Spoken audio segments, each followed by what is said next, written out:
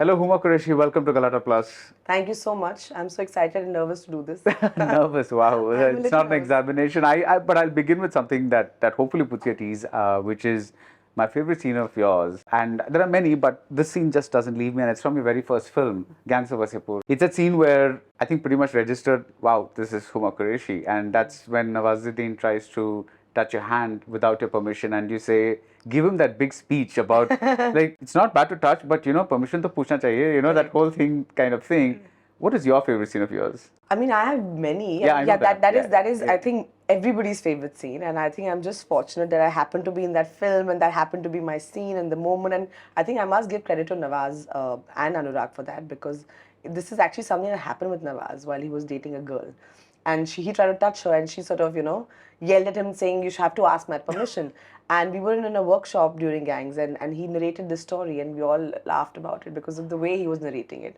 And Anurag was like, I must have this in Gangs. Oh my And God, that's how it it came actually in. made Okay. it into the film. So I think thank you to that girl, whoever did this. But I think, yeah, I guess it was the first time we spoke about consent in a Hindi film, and I think it's just, of course, it's about how it's written and how it's performed, but I think it's also about what it's saying, it's Yeah, such an yeah. important thing. So my biggest fear actually was, will I ever be able to, supersede the love I had from the first line I ever uttered on the big screen. And that was a big fear till a few years ago. I was like, that can't be, like, I'm good in one film and then nothing else to follow up with. Right. But yeah, it remains, I think, everybody's unanimous favorite scene. So that's your favorite scene as well. I would say Maharani. You've seen Maharani, right? I think there's a speech I do in episode 3 of season 1 Yeah. in Maharani. That's my favorite.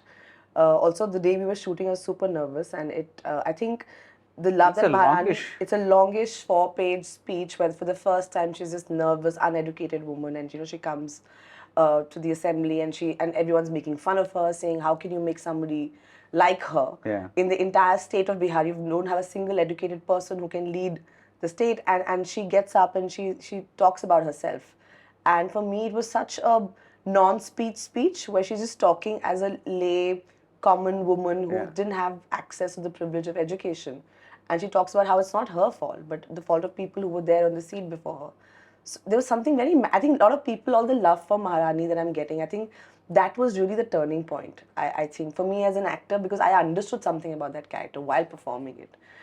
So I think that would be my favorite scene. So you're from Delhi, and while you were there, you must have had this view of what's now called Bollywood, right? The Hindi film industry. Right. And now you're in it. What's the difference between the two views? I think so many stereotypes. I come from a very conservative Muslim family, very middle class. So for us, like, movies was like, wow, like, it's something you go on the weekend to watch. I grew up in Kalkaji, so there was this single screen theater there called Paras. So I remember seeing everything from Jurassic Park to Hum Aapke Hain Kaun to DDLJ, all of those rickety, seats with the buttery popcorn and like the smell of samosas in the theater. So my earliest memories of films are from that. But it was always this really big world that we did not, I guess, were privileged enough to be part of. So I think when my journey began and I was growing up, I mean, of course, I love movies and I love watching them, and I've been a big film buff.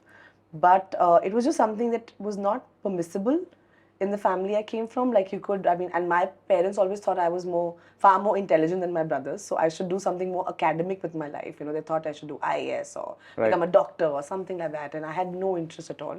But I did not even have the courage to admit to myself that acting is a path I want to pursue, because it just seemed like, in Delhi, Right. people would laugh at you saying, "Acha, tumko heroine banna hai. You want to be a heroine." And I was like, oh, how do I even like get around to this conversation? College happened, theater happened. I think that's when the bug really bit, because once you are on stage and you're performing a scene, and just that live audience interaction is just something so magical, yeah. And then there's no going back really. So it's been a long journey, but I think like I had to take that leap of faith into first admitting to myself and then to my family, and also to like sort of also to break a lot of misconceptions and stereotypes that I had and they had about what this film industry would mean and entail. There's often a picture that's painted in the media or popular culture or whatever about how this is a bad place and dog eat dog world. Of course, it's competitive. I would lie if I said it's not competitive. I would lie if I was saying that it's not hard. It's not, some days are not so great. But at the same time, it's also very rewarding. The fact that I've been here in this business working for 10 years, despite many people writing me off for very many reasons, says that if you keep, being dogmatic about it and keep persistent with it, it will reward you eventually. That's surprising because the view that you had before was actually a little more pessimistic than the view that you have now. Yes. Yes, I did. It was just scary. Yeah, It was scary. It was overwhelming, and when you're from Delhi, I never had met a movie star before in my life. I think the first movie star I ever met was Shakti Kapoor. We had gone for a family vacation to Missouri, and someone told us कि shooting हो रही है. So we went running and like, oh wow, shooting. And I don't remember the hero or heroine because I think there were some new guys. But I remember Shakti Kapoor being there. And then I remember, and Shraddha now is a friend. So I told her that you're the first celebrity I ever met. I think I was 9 or something. And I have pictures of me sitting in his lap and getting pictures clicked. So we were so starstruck. So like I said, like no access to this world, and hence, therefore, all the narratives that people hear, you kind of sort of really tend to believe that, and which are not entirely true. I'm not saying they're entirely wrong, but they're also not entirely true. True, okay. Because right now we're in this middle of this weird narrative about Bollywood where it's this horrible, cliquey kind of place, and you have to be in this camp or that camp or all that kind of stuff. But you found it fairly easy to navigate all that? I've never been in a camp, unfortunately or fortunately. I've never been. I mean, because I think that's just the kind of person I am. Right. When I was growing up in Delhi, I mean, my friends were always talking about boys or just hanging out at the local coffee shop, and I would do that. But after a point, I'm like, okay, now what? Yeah. You can't keep doing the same thing again and again. And I feel like sometimes that conversation is so limiting. So for me, as an actor, as an artist, it was always about like more and exploring more and traveling more. Whether it even meant like traveling an hour to go for some theatre rehearsal or to go watch the newest film, or So those were things that interested me. Is Bollywood cliquey? I guess every place is cliquey. You have to find your own people and you want to hang out with them and do things and whatnot. But like I said, I didn't come here to get invited to parties or get clicked outside the airport or outside the gym or something. I came here to be an actor.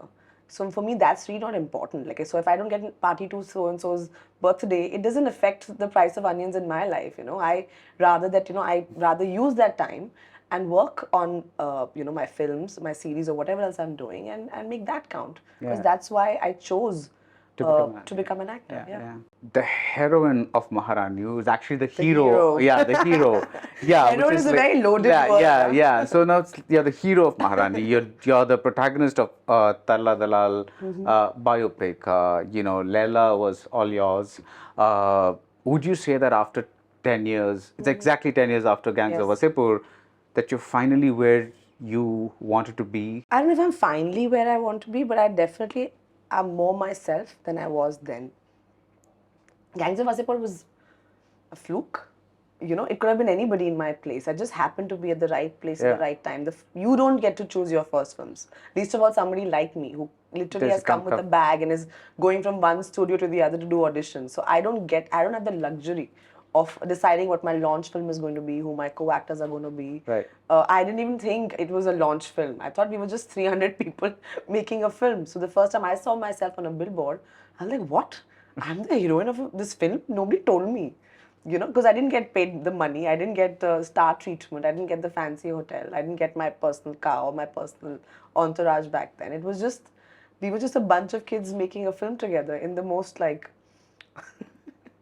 not the most luxurious environment. But I thought that's how films got made because I didn't know any better, And I didn't have the luxury of choosing my first film. And then my plan till that point on was to do one film. You have to understand, like coming from where I come from, like a non-film background. Of course, my family had money and we were comfortable, and Dad we were never in want of anything. But I just wanted to do one film, and one good film that my family was proud of. After that, there was no plan. Like, I didn't think that far, because even that dream was so, like... Far-fetched. Far-fetched. Like, how is that going to happen?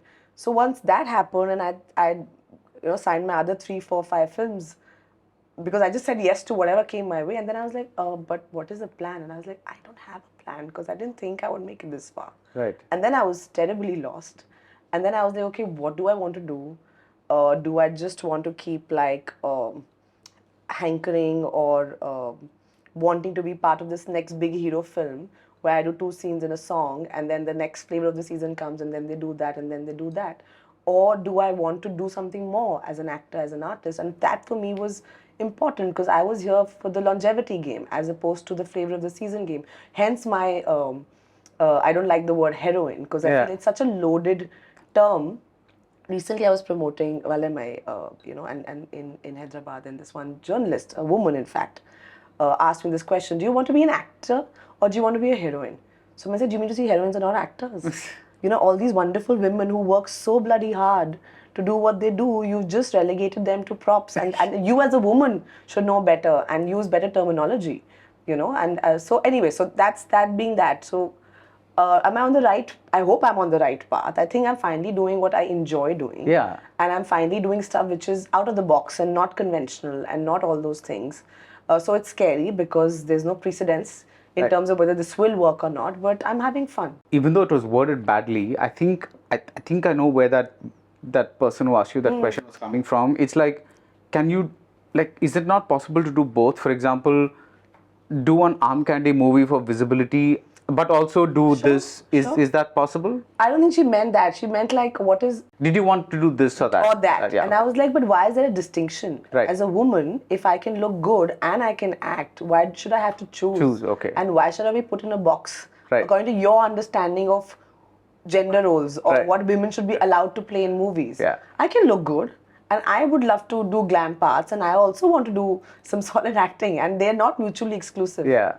But have you gotten arm candy roles at all? I mean, after Gangs of Wasseypur... Gangs of Wasseypur is pretty arm candy. It's as arm candy as it gets. No, but Anurag doesn't do arm candy. So Of course, Mosina is pretty arm candy. She's a ditzy woman inspired by 90s films. Yeah. Who's in love with That's a drug very lord. well-written character. I'm talking about somebody who just just has fun around the hero. That kind of... I think I'll be terrible at it. Nobody's approached you to say, there's this big hero, we need a heroine for this movie. No, I've done some of those as well, but I feel like it's just wasted. I feel I would be like, what am I doing? I can do more. Make me do more. I want to do more. So it's that. Yeah. The 10-year journey since Gangs of Wasseypur and to Maharani, Right. Tarla Dalal, all these films that you're doing right now. I'm especially looking forward to the film that you're doing with Vasan Bala. I want to see what that's Monica, like. my darling, yeah. Why do you think it took that long? I think it's because of me. Okay. Because I was confused as to what path I wanted to take. And when you're new and young and lost, you tend to get like pushed and pulled in all directions because you just don't know better. Right. So I think I was a bit like unsure, and I think in fact I was talking to Subhash Kapoor, the creator, the brainchild behind Maharani, and we were having this conversation because we were sharing about just in general the reactions to my performance and how it's been, and he's like, you had to go through this 10-year journey to become this person. So if people are celebrating you today as an actor, it's because you have seen that time. And I was like, I guess. Right. And I guess for some people it's easier. Yeah. Maybe for me it wasn't. But who's to say what is the right time to do that? So I guess I needed to go through that to really understand what I really enjoy doing. Yeah. Okay. Is there anything during this journey that you wish you'd done differently, or maybe done a realization that had hit a little earlier? Is there anything like that? In terms of choice of characters, in terms of choice, I think I just maybe just worked harder. You wish you'd worked harder? I wish I'd worked harder. I think I was a. You have quite a lot of films out there. Yeah, but I still wasn't working to my optimum. I think I was, or rather, as they call it, I was not in a state of flow. Today, I think I'm just I'm just more aware. I don't know how else to say. You work hard and you're going, but you're going from set to set or doing this or doing that because you've been told you have to do this, do that, whatever, as opposed to really having an awareness about it. Right. So I feel I was almost like sleepwalking into it. Okay, I'm told, okay, you have to go for this promotions. Okay, you have to go here. Okay, you must do your hair because you're going to get spotted at the airport. And I was just like, okay. So I was just doing it without really understanding what I was doing, why I was doing, what the implications were. Or do this film because, this is important, this is a big studio, or this is the actor, da da da. And I was like, okay, maybe I should do it. So it was that, as opposed to being like, no, 1 second, do I really want to do this? Is it going to be fun? Like what will like, you know, just that, just being more aware, more conscious about it. Whatever, yeah. So yeah, I would just go back in time and tell my younger self, just chill, like, you know, just take your time. You don't have to say yes to everything that comes your way. Also, you don't have to say no to everything that comes your way. Because I went through both extremes. Like, there was a time I was saying yes, and I'm like, no.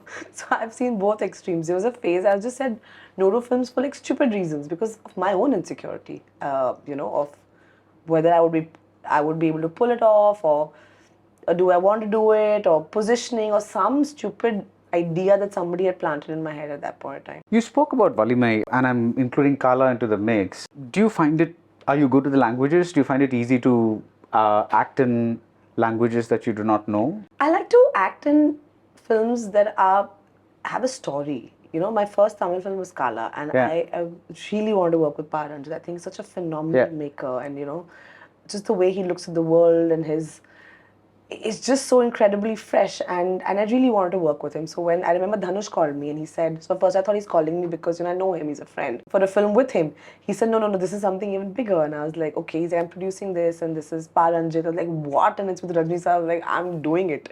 Like, I don't even want the script. And I went and I flew down and I met them and I heard it, and again, it was an unconventional choice to debut in Tamil with, because I was playing much older than I was. You know, I had to age myself. But then, you know, to work with Rajni sir, it was almost like you have to do it. It's like, you know, one check on the bucket list kind of a thing. And I'm so happy because the love I've got for that film, you know, is just ongoing. The process of acting, you know, the process of acting was hard. I remember the first few days on Kala were very, very hard because you have to remember the lines, you know, and your lip sync, and you know, so many. For me, it's about like, because I've done theatre, it's like acting in gibberish. Are you familiar with that? So it's like that. So it's, as long as I know the intent behind it, so that's how I at least approach it. Okay, I know what the intent is. This is a scene. I'm supposed to say, would you have some coffee? So I'm like, so as long as I understand what I'm doing, specifically. And I would even ask, so Jenny was there, one of the ADs in the film, and you know, she's very good with the language. So I would literally, it was like homework. I would sit with my pen and paper and call her and be like, okay, if I have to improv and if I would have to say this, then what is the word for it? What is the colloquial terminology for it? So I would get into those things. Because it's like I would approach the scene how I would perform it in Hindi or English, both languages that I'm familiar with. And then I would say, okay, I'm feeling this, I'm feeling that, okay, what does the director want, what do you think? And if I improv over here, what can one say, or what is the correct Tamil expression for it? So we went into that space, which was, and also like to give credit to the director and to Rajni sir, they were so like, they created such a lovely environment for me, you know, to be able to do that. And there were some times when there were like some really long, you know, lines. So I took a little extra time and I would keep apologizing, saying, sir, if this was in Hindi, I swear this wouldn't happen. I wouldn't be fumbling. Because sometimes you know what you have to do, but that word at that point just escapes you. So it was that. But I would love to do more Tamil films and Telugu films. I think there's some very interesting work that is happening over there right now. You know, I mean, and also I think people are working across languages now. So you know, actually they always have been. Now it's more talked about, I guess, with the whole pan-India film conversation. But I feel this is a good story and a good maker I really want to work with. I would take out the time and go and, you know, sit there and prep for it and make it happen. So even till a few years ago, there was this perception that, like, if you were seen in a web series, it meant you had no film work. And that's why you've fallen to this level. But you still were doing stuff. I mean, like, what gave you that confidence? I was the first girl in this country to do a series on her called Leela. When Netflix offered me that show. So there was no doubt in your mind? Of course there was doubt in my mind. I was petrified. I was scared.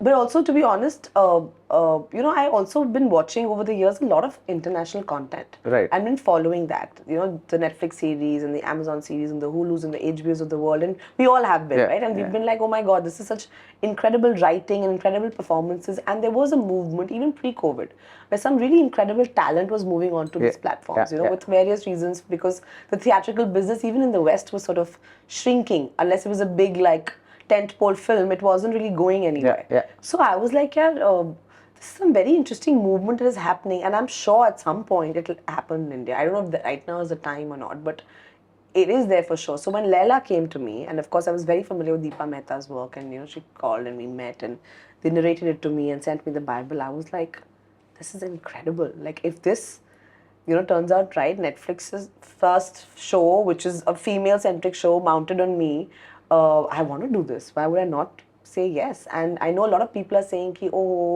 OTT is like a step down. People think you don't have a film, you're not relevant anymore. Of course, you're above 30, so you also feel aging is a thing, because of course after 30 actresses, don't really are not really relevant anymore. Yeah. So all those personal and professional insecurities were there. I would lie if I said that no, I did not feel that way.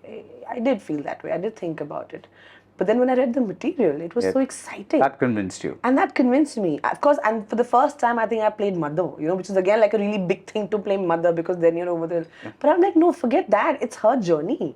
It's her journey. Look at the role. Look at the people you're collaborating with and working with, and look at where and I'm so happy I did that, because that show, apart from the critical success I achieved in India, also sort of opened so many doors for me internationally. Mm-hmm. Like, I did Army of the Dead because of that show, because I was India's first woman who was Netflix's, who was leading a show.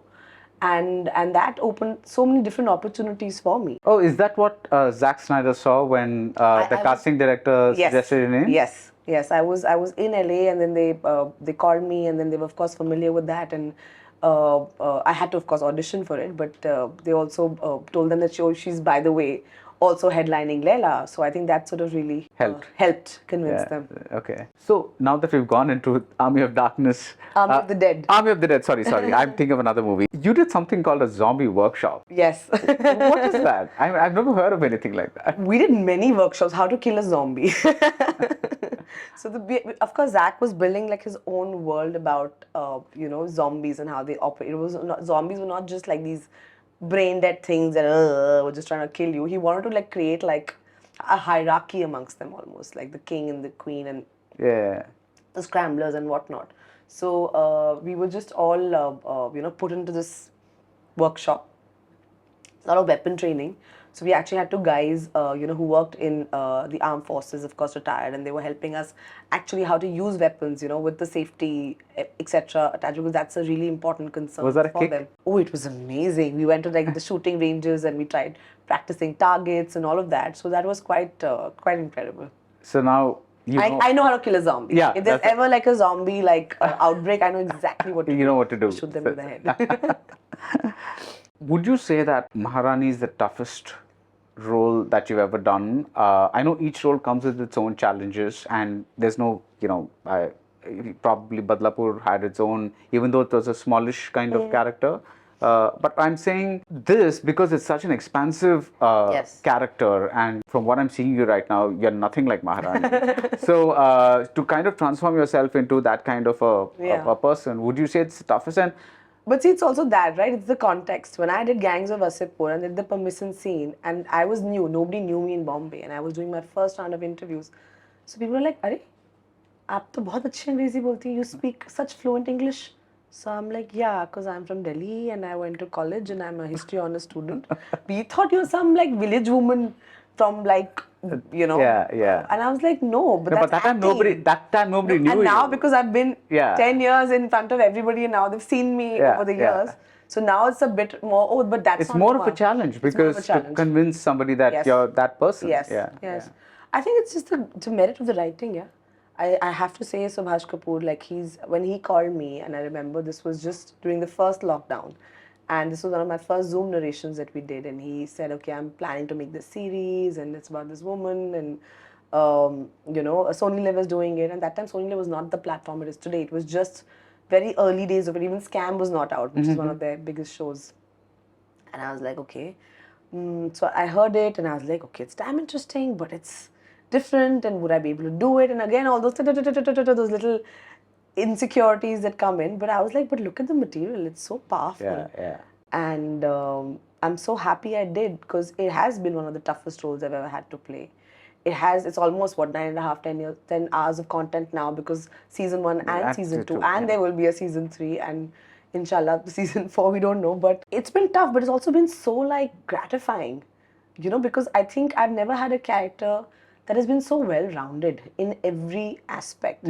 I've really got a chance to showcase what I can actually do. Right. Otherwise, it's very limiting to what you can do in a feature film or Yeah. even in a series otherwise, because there's so many other things going on. But in that sense, it's such a complete character. And although most of the people, actually all of the people creatively behind the scenes are all men, whether it's Subhash Kapoor, who really is, we call him the brainchild, the godfather of the series. There's been a director on this season, Ravindra Gautam, or the previous one, Karan, or Nandanji, Uma ji, our writers, our DOP, they all are men. But when they wrote this character and when they gave me the playing ground to perform this character, they didn't treat it like, oh, this is a woman playing a strong part. No, it was just a character. For them, it was the hero. For them, Rani Bharti, is Rani Bharti. She doesn't have a gender in that sense. Of course, she may do a lot of things because of society, this, Yeah, that, yeah, whatever, yeah. but she was just an individual, who was in this place and she was taking her decisions. I've never had that before. Yeah. And it is so beautiful and it is so empowering to be able to do that, because now I can really show you what I got to do. It's not that I'm waiting and the hero will go save the day and I'm going to just wait for him at home. It's not that. It's like I am, and I'm not even like the fulcrum or the reason why he does something. I am doing this, Yeah, and yeah, yeah. it's so different. Yeah. It's so beautiful. Now, this is a segment that I like to do in certain interviews with actors that I admire, and you're one of them. And this is, Thank you, that because means I so think much. one of the biggest jobs of a director is to shape the actor's performance. And I would like to name 5 directors, and I want you to say how they work with actors and how they work with wow. you. Oh, wow. Let's begin with Anurag. Amazing. Anurag doesn't direct. Okay, and that was my first film. So, and I was just fresh, theater, stars in my eyes. Okay, let's do whatever. And he would just not direct. In fact, me and Piyush Mishra were the 2 people on that film who were not allowed to read the script because we didn't have any parts in the script. I still have that original script with me. It's like some 20 pages or whatever, and then the scenes would be like, for example, there's one Karan Arjun, very famous scene from Gangs, where it says ki Faisal and Mohsina go to the market. That's it. That's the scene. That's the scene. So I'm like, but why do they go? What do they do? What happens? It was all improv. That entire scene was improv. And that was so, again, challenging, liberating, amazing, because you just don't know. There are no rules anymore. You go wherever and the camera will follow you. And that's like so beautiful. So he really, I think working with him sort of is one of the most terrifyingly beautiful experiences, because he has so much trust on his actors and he really empowers them in that sense, and he hates rehearsing, Right. Which is great, because then something very beautiful and magical and real comes out. And I think I would say that I owe him a lot to sort of remove the fear of the camera ever, because now you can put the camera anywhere, and and that he did for me in my first film. So I think that I owe him a lot for that.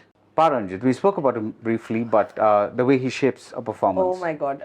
So when we started working together, there was this language barrier almost, and but I think again, like such a democratic set, and I know not a lot of sets are that easy for a woman to work in, because I know there are not so many women technicians that work behind the camera. So sometimes for an actress, it can be a little intimidating, but I think his set was one of the most democratic sets in that sense that I've worked on. And he has such a strong political ideology.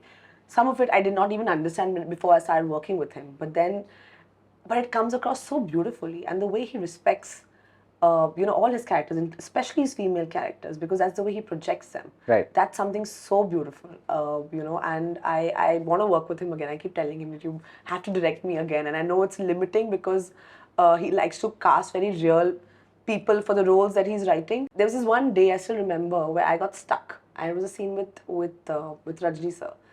And he was not unhappy, and it was anyway a scene that we shot over 2 days. So he came to me, took me aside, and he just spoke to me, and I was trying in my broken Tamil, and he was trying in his broken English, just trying to be like, but you are Zarina, and he kept saying that, and it was not like for anybody else listening to that, they would not get it, but I understood what he was saying, because we had discussed the character and the strengths of her and who she was. And it just gave me so much, like I couldn't sleep the whole night because I was like, I have to come tomorrow and I have to like, give him what Zarina is, because otherwise, it would be wrong. Like that he's written such a beautiful character and I'm not able to do justice to it. Sriram Raghavan. Sriram, oh, I love Sriram. He is one of the most purest people ever. Like he just loves film so much, and he has this again mumbling, jumbling, very adorable quality to him, which he carries on set. Like again, when I heard the narration of Badlapur, I didn't understand it. I was like, Sriram must be making it. I'm sure it's a good script because it was just the most like, I've said this to him also. It was the most like jumpy, sketchy narration ever, and I was like, I didn't understand it, but I'm sure something is there in your head, and like I really want to be part of this world. But again, like, very collaborative. Um, Great fun. I never played a character like Jimli before, who's a sex worker. And I think the only thing Sriram and I really wanted to bring out in that performance is how do you bring empathy to that character? Right. Because we look at sex workers in such a light in most of our films. And here was a sex worker where the main protagonist almost rapes her. So how do you bring about It's actually a very scary scene. I was petrified and like, To watch it's so scary. So I mean, perform I was shaking for 2 days after that, and Pooja, his editor, she was there on set. Sriram, Varun, they all were so amazing because we were so scared because we were like, we have to get this right because of course this is about his unraveling, Varun's character's unraveling, but it's also about Jimli and what she's going through, and also about like, can I feel empathy for a sex worker because she's also a woman, and she's also being transgressed in a situation like that. So that's what we were going for. But again, so beautifully handled and so layered. And again, he loves his actors and he gives them so much space. Does he act out things or? Never. He's like, in fact, his directions are like a little what? Like my first script for Badlapur has like, so Jimli, whatever goes here, what is she thinking? So I'll have his director notes in his script, and that's so beautiful. Like I read that and I was like, what is she thinking? You want me to answer that? I was like, I love it. Like that's just like gold. That's absolute gold. Sanjayleelabhansali. It's just a song, but yeah. It's a masterclass. Let's just put it like that. 6 days of shooting that song, but Sanjay sir is a masterclass. I've always wanted to be directed by him. And I remember telling him also saying, sir, I'm doing a song with you. I'm not doing a scene with you because I'm an actor. And maybe songs are not my strongest forte, but I would love to do a film with you. He's like, of course we will at some point. But he really, the way he understands women and the way he sort of, he showcases them, there's something so beautiful, magical, old school, reverent almost about it. As a woman, as an actor, you always want to, once in your career, you want to be in a sanjayleelabhansali frame because, that will be immortal. That will live forever. And the way he understands performance. I remember when we were prepping for the song and we had sort of rehearsed this one whole piece, which was actually a lot more dancing than what we eventually ended up doing. He told me, Huma, take the dancing out. I just want you to dance with your face. And of course, he described this whole thing about like, कि इसका अगर दिल टूटा है तो कैसे टूटा है? Has it broken like this? I was like, I wish I could do it the way he was doing it because he was just so, like he really understands Shringar Ras and performance and what it is to be womanly. And that's just an incredible insight, an incredible way of looking at women, which is so beautiful. Right. Did you ask him why he chose you? Because, when someone thinks of, I won't call it an item number exactly, but it's a song in the middle of something. And if you think of that, you immediately don't think Huma Qureshi, That's like, because your career has been a very different kind of path. Did you just want to break that mold or? Sir tells me you should be doing more single screen films. He thinks, what are you doing? He's like, stop working with Anurag Kashyap. So I was like, I'm waiting for you to call me. No, but I mean, when I got the call, I remember I was in Amsterdam. I was on a vacation. It was 2019. And they said, Sanjay sir wants to meet you and he wants to know, would you do a song for Gangubai? So I was like, are you kidding me? Like, do you want me to come now? I'll just cancel my trip and come. And I remember in Jan coming back, it was 3rd of Jan or something, when I went on the set of Gangubai and he was just sitting alone on his chair, looking at his set in this white kurta pajama, and I was just like, this man is incredible because he just loves his movies so much, and which is why audiences love his movies so much. And I'm in love with him. He's just such an incredible human being. So yeah, I never asked him actually why me, because he was just like, when I thought of somebody doing this old school kind of a performance, Like a mujra-ish kind of thing. I could only see Kavali actually. Kavali. Kavali. He's like, I could only see your face. Like, and nobody has, that kind of face today. So I said, so that's a really incredible compliment. But and I guess he's right, no? Like, we don't have, I think everybody's such a cookie cutter. Today, people look so modern, which is why when they do certain roles, they don't look right. They don't look right because the face doesn't look right. I know it's not the look. I think they all look Indian, but it's just about the being. Yeah. Like, so for me, like when we did that song, it's just a song. But I was like, what's her name? Where is she from? What kind of a singer is she? So, and of course, I think Sir loved all those questions because I was like, it's just fun, right? Is she Ruqayya? What's her name? Is she Sakina? Huh? What's Shagufta. That's her name. She's a Shagufta. Only we know it, and only we care. But only Sanjay sir and I know, but we care a lot. Now everybody knows. Now everybody knows. Yeah. And Abhishek Chaubey. Oh, Abhishek Chaubey. Incredible. I of course met Abhishek when we were doing Ek Thi Dan, because he was also creative producer on that, and and then they were making De Rishkiya, and I had heard about it. And then Honey was doing casting for it. So I called them and said, can you please consider me, because it's got my favorite Madhuri Dixit in it, and it's Urdu and whatnot, and I can do Urdu, and like, so they're like, okay, sure, come read for it. And I came and I read for it, and then I didn't hear back for a week. So I thought, they've not decided to go with me. And then they called me one day and they said, okay, you're on. And again, Chaubey is such a pro actors director, and he's such a purist.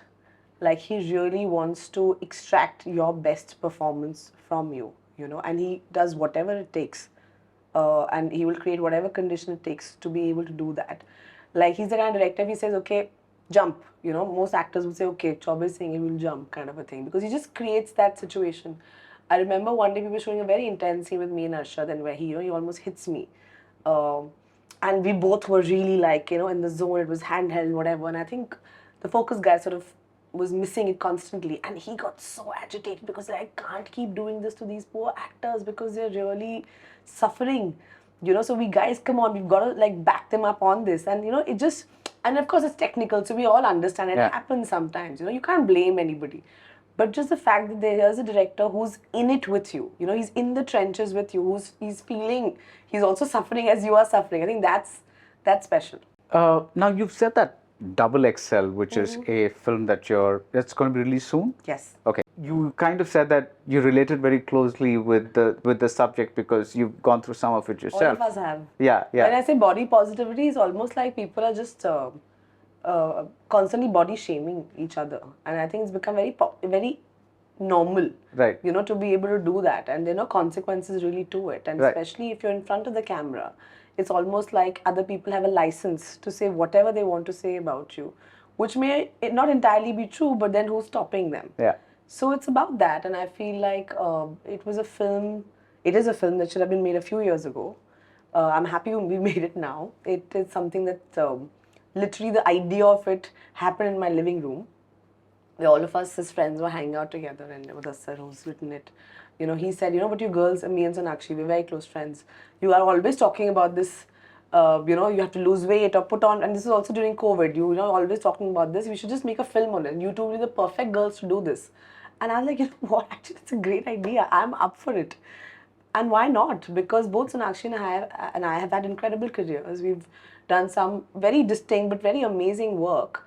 But that's just been the only point of conversation they always bring. I'm like, why is that even a conversation? And why is that even relevant? And how is it taking away from either the box office numbers or the critical performances or whatever else you may have achieved in my life?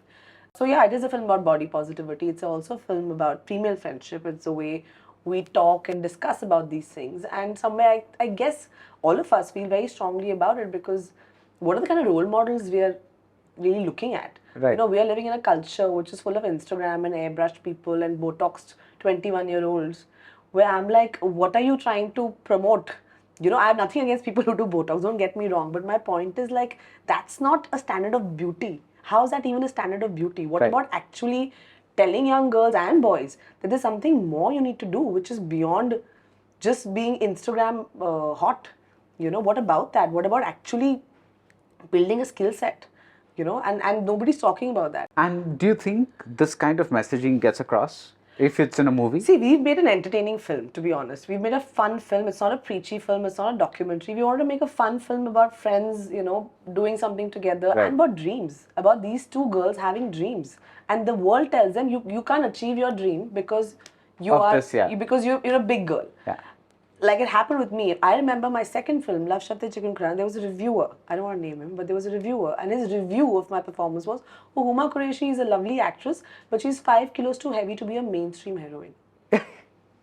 He actually, yes. the number of kilos Yes, was, yes. wow. And I was just like, and you know, you knew this is just your second film, and you're like, ouch, that hurts. And why, and how is that even acceptable? I've been working 10 years since. I have done mainstream films, I've done indie films, I've done international films, I've done series, I've been pan-India films. I was going to say regional, but I corrected myself. So I'm like, how do you think you're sitting on some pedestal and you're allowed to say that and judge a woman's body like that? Oh, this body is a mainstream heroine's body and this body is not. Who decides that? If the film is entertaining and that you know the message kind of gets across, I guess it's We've like had leading men and women who've not been conventionally perfect, yeah, and they yeah. actually have been our biggest superstars. Yeah, You know, yeah. actually, and you know, all over. So I'm saying this is I don't know, this is just some idea people have, which is a new way of slandering people, which they think it's completely cool and acceptable, but it's not really. And it's kind of cool that today everybody, you know, is sort of rejecting that idea constantly. right. You know, whether you see in magazines or advertising or even our films for that matter, people are constantly doing that. Till a few years ago, people would get married and not even announce it. Or if they were pregnant, they would hide in a corner as if it's some disease they've contracted. Right. But today it's so cool that, you know, people are having babies and they're flaunting their baby bumps. I think it's incredible.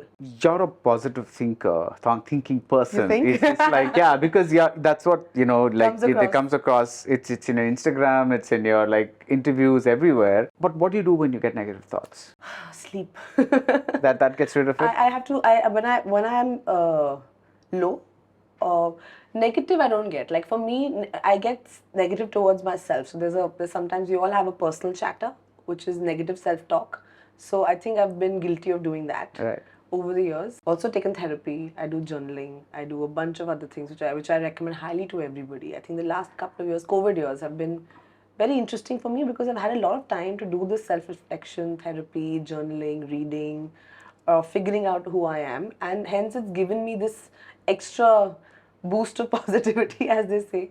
But I think we all have to do it. That's what I do at least, and I Right. try and like cut myself off from people because sometimes, you know, when you're trying to do some inner work, just meeting a lot of people tends to just, you know, push you away from that path. So I try and do that. Now, in a recent IMDb interview, you answered some fan questions.